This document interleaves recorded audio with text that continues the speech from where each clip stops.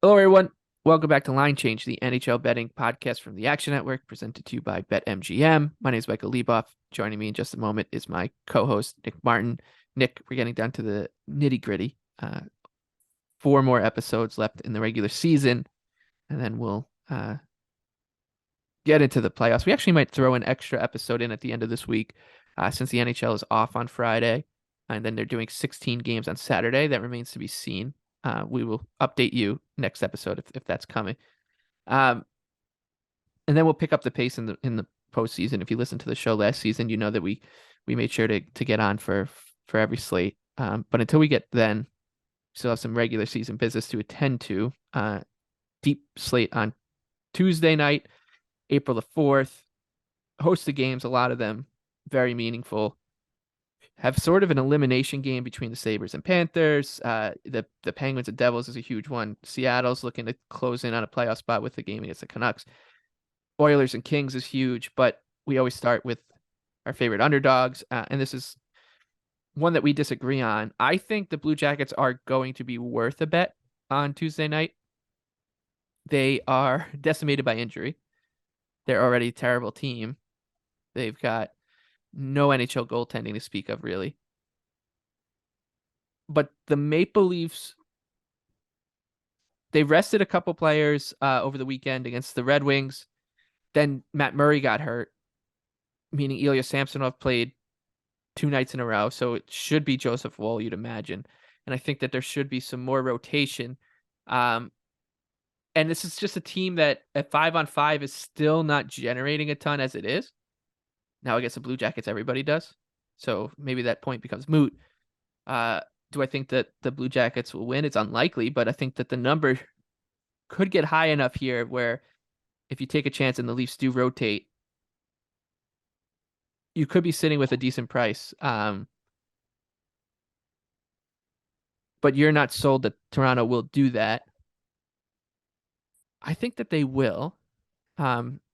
I think we could see at least one or two regular forwards, and then definitely a couple defensemen. I feel pretty confident that we'll see a couple defensemen Well, sit. I mean, they have 10. Right, exactly. So So like it'll there's be some sitting, but we'll be like we saw McCabe and Giordano, I believe, last game. I wouldn't be surprised if this time it's like Brody and Morgan Riley or whatever. But I just think with Toronto's clearly in wind down mode, um, and I think that provides some value only because the number's big, right? Like we know that Toronto's likely to win this game, but I think it's worth a shot. yeah, my fear, like I wouldn't entirely say I disagree as in like I'm betting Toronto at this number. And I mean they could sit some big dogs. My question is like, do you want to just get the 2 points and lock up home ice? Because if you let that slip, it's a disaster. They have a lot of tough games ahead.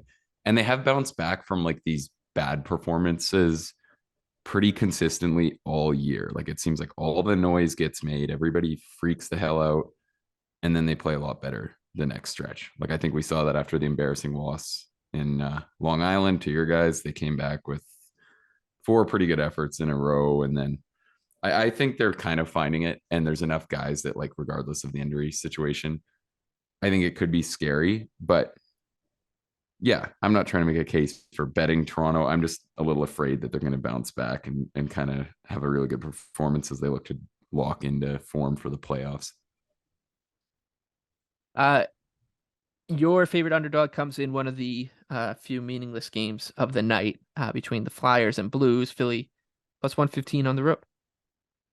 Yeah, I think this is a pretty good price for Philly. They've been playing, I would say, every bit as strong as the Blues. And I like their game. It's a little more structured than St. Louis. They don't have as many top end offensive talents, but I think this is a really good number, especially if Buchnevich and Thomas sit. So keep an eye out on that. And if Carter Hart plays. So I think regardless, like I would price this closer to pick him if I was setting the odds. I think it's a good number to back Philly. So All right, on to the big board now. There's a bunch of really important games. This one I think is really wonky, though. Ottawa and Carolina. Ottawa's a big underdog on the road, plus 220.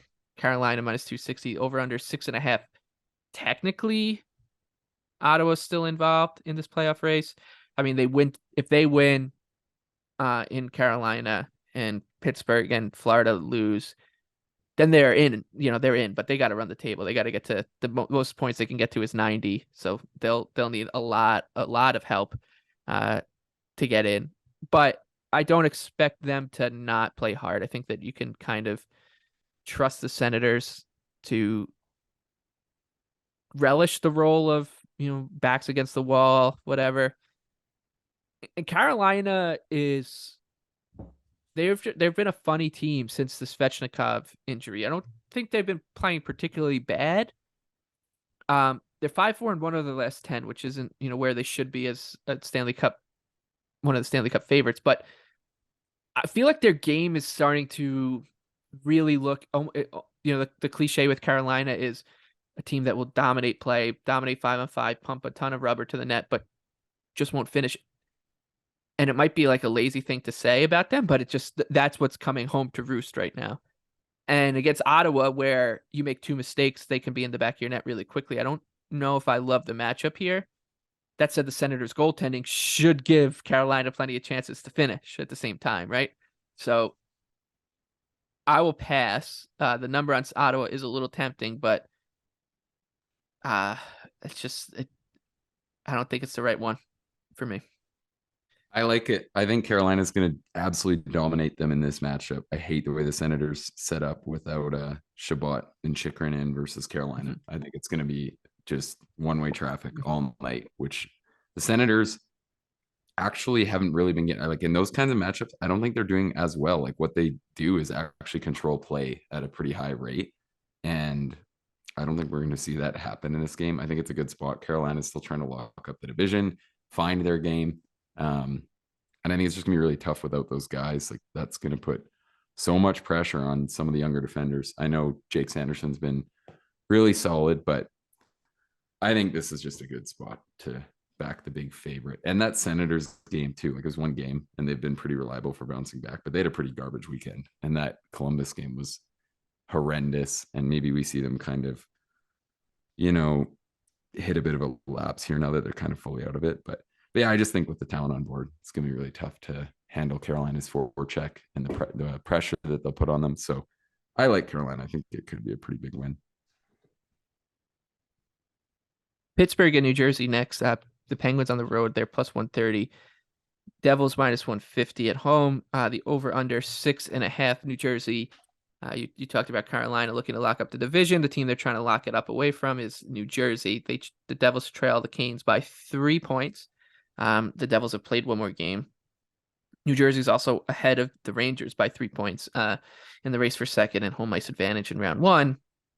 Pittsburgh, meanwhile, they spent a night outside of the playoffs after they lost to the Bruins in regulation on Saturday, but jumped right back in with a win over the Flyers.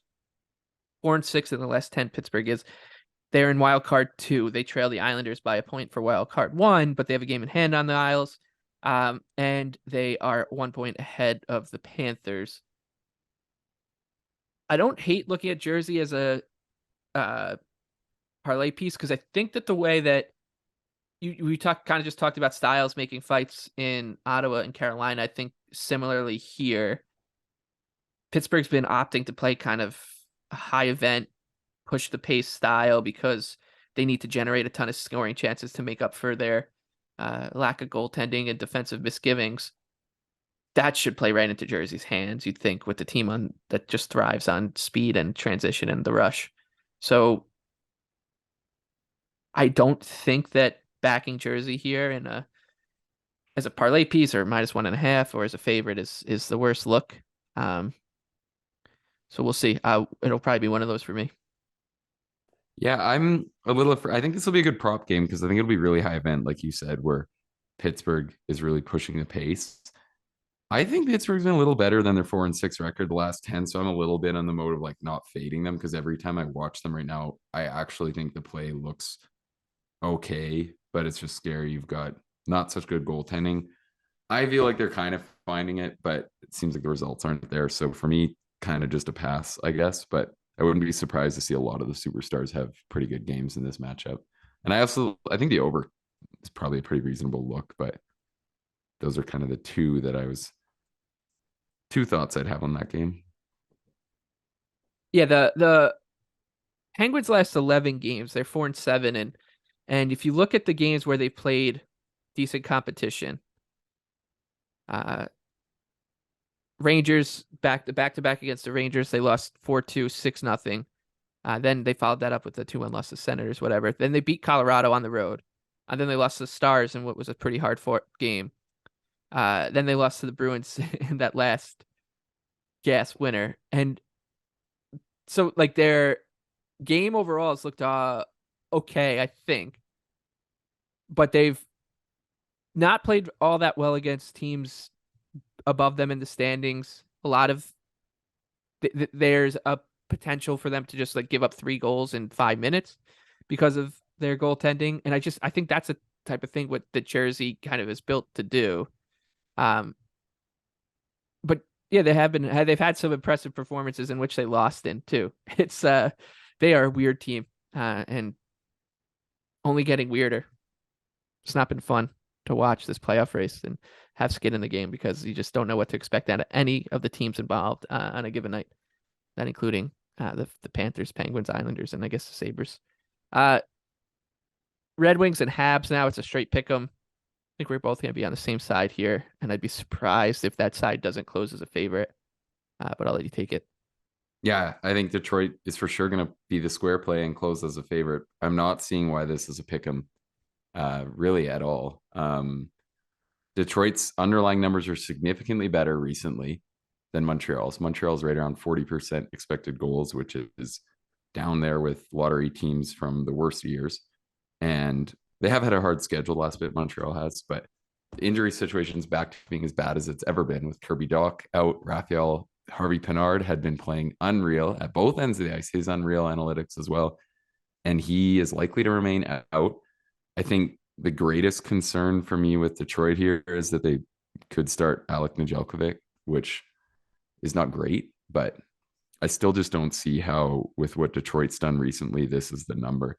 And like even just eye test, Detroit had some really good wins last week, and they were kind of snake bit in front of goal before that. And then they had that Penguins win, the Carolina win, they got smoked in Winnipeg on the tough back-to-back spot, whatever.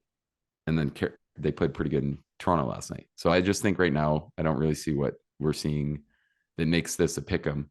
And the other one, Caden Primu's had a pretty good start to the year with Montreal. He's already been confirmed as the starter, but like his save percentage right now in the NHL is higher than it was in the AHL. So I think it's pretty fair to say he's probably not going to be this good moving forward. So yeah, I like it. Hopefully Detroit won't go with Nedeljkovic. Hopefully they'll go with Hellberg. But either way, I think it's a pretty good number. On to Vegas and Nashville now. Vegas is minus 125. On the road, Preds plus 105, over under 6. Nashville, I mean, we've been saying this for a while. They're kind of holding on by a thread. They're now 5 points behind Winnipeg, 3 behind Calgary. Winnipeg has the last playoff spot. And Nashville does have 2 games in hand on both of those teams. So they would need to basically, their last 7 games, 6-1 at a minimum. They should play hard. Young players playing well. And Vegas, as we've talked about, has kind of shown some vulnerabilities despite a 7-2-1 stretch over the last 10. They're also in action on Monday night against Minnesota. So the line to me looks about right. Yeah, these aren't really teams I'm looking to get involved with. That was probably their best game in a while versus Minnesota at home on Saturday. I didn't really see that one coming, but I still just think not really 2 teams I'm looking to get involved in right now at all. Chicago against Calgary next is Chicago's plus 320 in Calgary in your backyard. Flames minus 390, over under 6.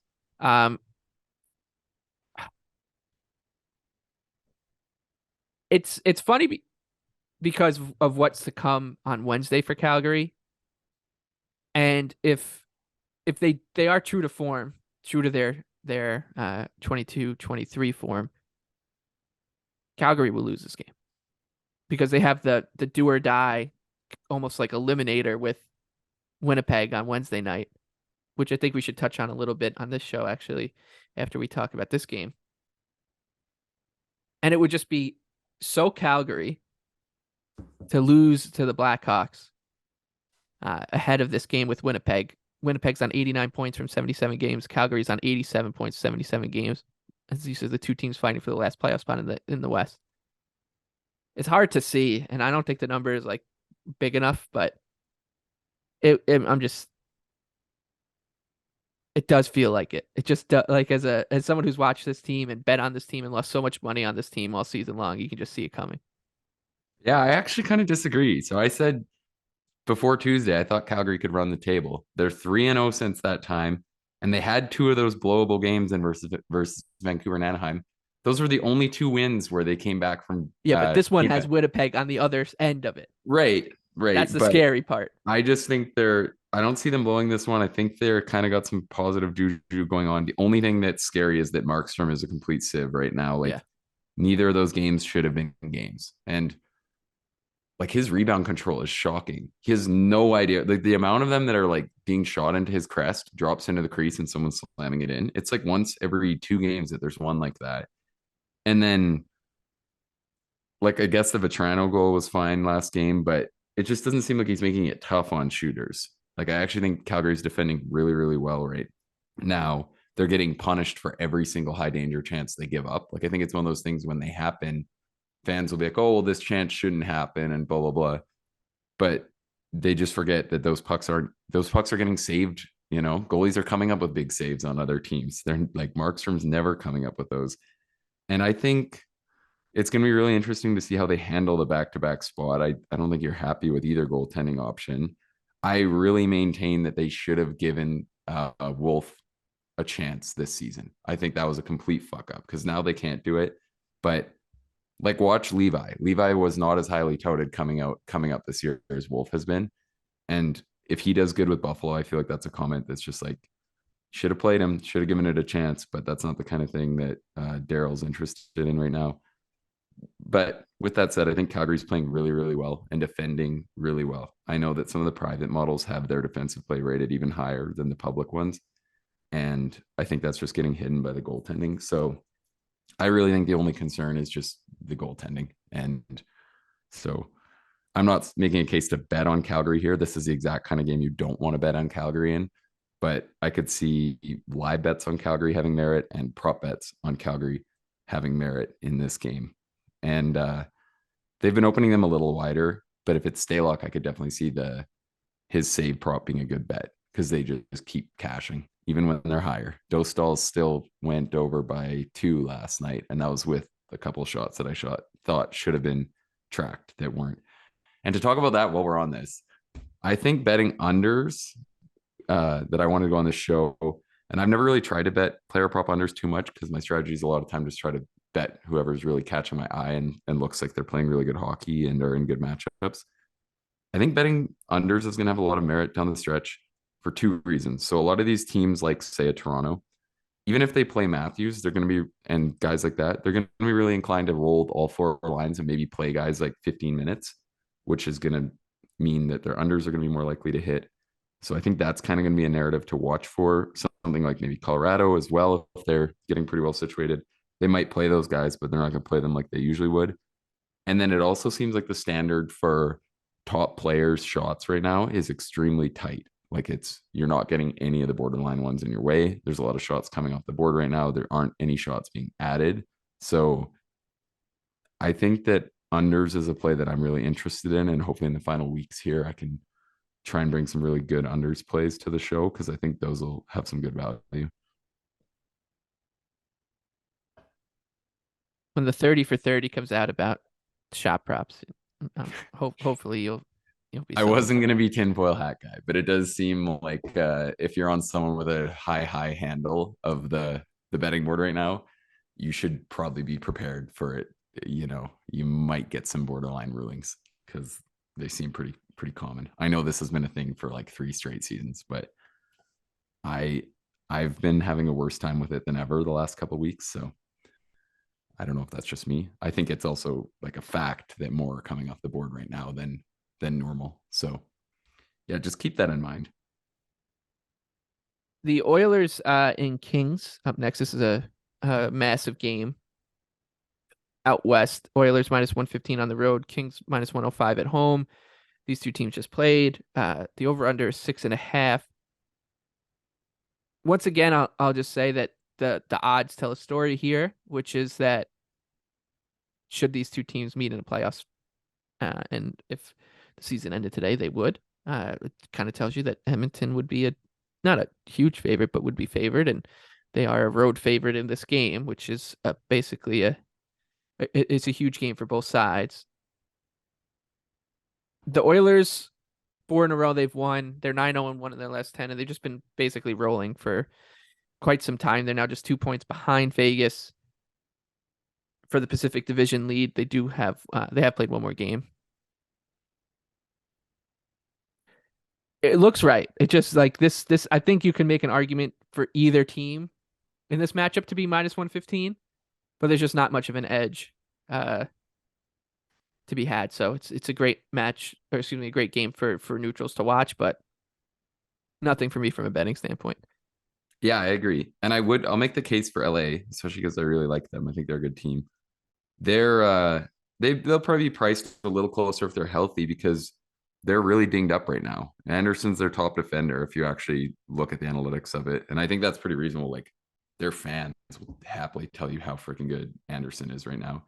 And then Fiala, he's the one who drives the bus up front. So that's a massive loss if he's out. And Velarde's been really good two-way player as well. So they kind of get a little bit worse by the injury bug potentially than I think people might realize because those three names don't get like a ton of credit. Like if anything, I think Mikey Anderson's one of the more underrated players in the whole league right now. So I don't know if I'd say this is like the, you know, that exact price it would be in the playoffs. I think they'll be pretty close to pick them, but Yep. yeah, I'm bummed that it looks like this is gonna be a matchup because I want them both to win a couple of rounds. So, anyways, at least someone will Hey, get Vegas through is it. catchable. You never know. Before we get to top shelf bets, we'll close with Avalanche and Sharks. Colorado -230, San Jose is +195. Over under is 6.5. I got absolutely nothing for this one. Yeah, I didn't really have much either. Looks about right, I suppose. Maybe not if Kakinen's in. I would probably lean towards the Avs, I think. Yeah. But yeah. Okay, let's talk top shelf bets, our favorite bets for Tuesday, April 4.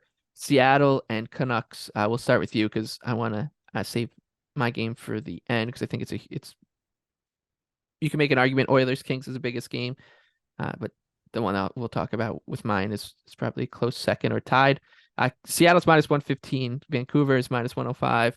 Over under is 6.5, and you're going to your boys.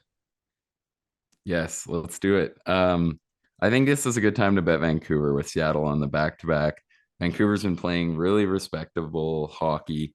So I think this is just one where we can see Vancouver control more of the play and have a huge edge in goal if Demko starts. That's the one asterisk. I would not play this number if we get confirmation that Demko's not going to play, which is possible because Vancouver shouldn't even want to win games right now. And it's not like it's even tanking to not start a starter 4 games in a row coming off injury. So I would be like, that's my concern. But I also think Vancouver should even be like a decent favorite here. I think it's one of those things like the way the season's gone to this point and their differing records probably makes the number what it is. But with how they've played recently, Seattle in the back to back spot, I think Vancouver just deserves to be a favorite here. So just an easy numbers play, I'd say, on this one. Yeah, I'll be with you on the Canucks for that one. Sabres and Cats, Florida Panthers for mine. Buffalo's +160. Florida right now -190. Over under is 7. Buffalo comes in 4-0-1 in their last 5. They fought their way back into the fringe of the playoff race. They would need to really put something special together down the stretch for them to have a chance. But they win this one, then they can kind of convince themselves for the next one and stay alive, whatever. The reason I like Buffalo here, +160, is the Panthers have confirmed Alex Lyon in goal. The Sabres will likely go with Devon Levi. They should get Tage Thompson back, it looks like. And Well, I think what's going to end up happening with Levi is that, let's say he wins this game, the tongues will keep wagging, and for some reason this guy's getting a ton of attention that like I think is a little out of whack. Um, so if he does win this one, then it could be a good chance to fade at good prices going forward because he's a played one NHL game and sure he was great in college, but uh, it's not like we should just expect this guy to step in and be a top five goalie in the league. That said, his upside I think is a lot higher than what the Sabres have been getting from their goalies this season. And as good as Alex Lyon played on this recent 3-game win streak for the Florida Panthers, we've seen him. He's 34 games in the NHL, hovering around like an 896, 898 goalie. And the teams that he was playing, like the Panthers rushed out to a 3-0 lead against Columbus. They made pretty quick work of Montreal after falling behind, like on a really soft goal.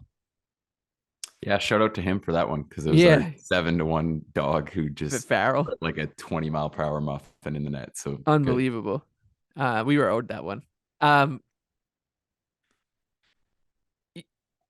in a game that should be pretty high event, there should be scoring chances at both sides of the ice. I'll take the goalie with the higher upside, and the Sabres have just been a team that we said it all along. You give this team kind of above average goalie play, and it's a different story this season. So hopefully we see that ceiling. I think the number's good enough. You should get a great effort from Buffalo.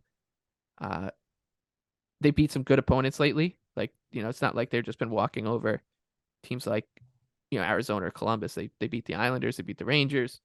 So I'll take a shot at plus 160 on the Sabres. Yeah, this will be, I think, the game that I want to watch the most too. It should be an extremely fun matchup. And I think kind of both teams have the ability to expose the other. Even at 7, the over looks kind of tempting too. I'll probably end up on some goal scorers and stuff, I think, because of the spot and the way that Florida, one area they've regressed a lot this season is defending the rush. Their actual expected goals against is pretty similar, but they're having a way harder time defending the rush, which I think one part of that we can tie into the Calgary game is they're really starting to like Ekblad hasn't been nearly as good, and Uyghur is playing really, really good. I know he's one of those guys who always gets hated on because you're going to have some fuck ups with the puck and some dangerous last man back kind of stuff. But he's so aggressive defending the rush, and like I think anyone who's played high level hockey knows how annoying that is when someone's just second you touch a puck, they're right there. So that could be concerning versus Buffalo. So yeah, I think that helps your case for sure. And yeah, huge game. I'm really excited for this one. All right, that wraps it up. Another episode of Line Change in the books. Like I said, we'll let you know on Wednesday if we're going to be able to pull off an episode for the 16-game marathon on Saturday with no games on Friday, and then keep an eye out for our schedule for the playoffs. For this episode, my favorite underdog was Columbus. We'll see how high this number can go. It's 3-1 right now. See what the Leafs do with their lineup. Nick's was the Philadelphia Flyers at plus 115, taking on the Blues. And our favorite bets for the night, the Vancouver Canucks at home against the Seattle Kraken, and the Buffalo Sabres as an underdog against the Florida Panthers. So for Nick, for myself, best of luck with all your bets this coming week.